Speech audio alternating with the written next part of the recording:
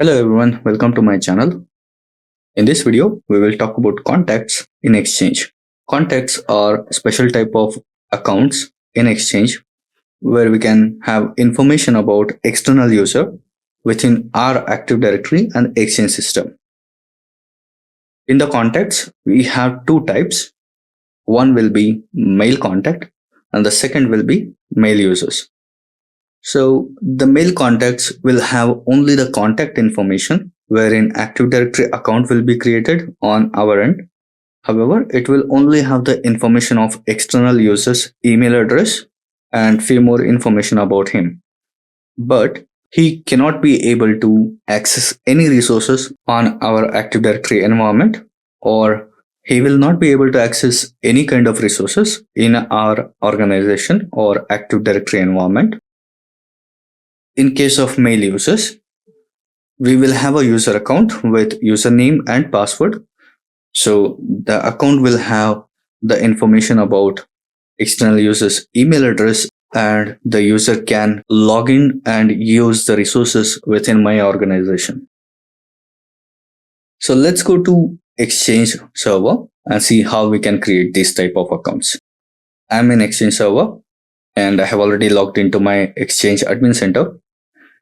So if we go to contacts and click on this plus button, you see the mail contact and mail user here. Let's create a mail contact for now. Let's give the name as Bob Marley, and this will be his display name, and this will be the name. I will also give the alias as bob.marley, and his external email will be bob.marley@gmail.com. Click on browse.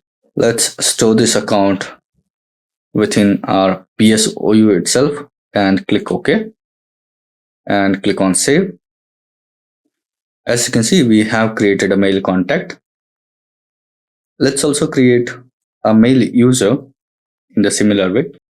Let's create a new account for John Doe, and the SMTP address for external email address will be johndoe@gmail.com,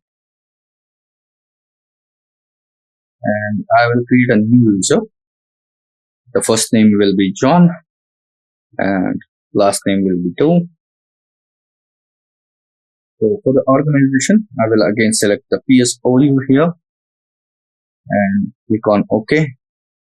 For the user logon name, I will provide john.doe@ps.local, and I will set some password for him. And we can also set the require password change at logon. So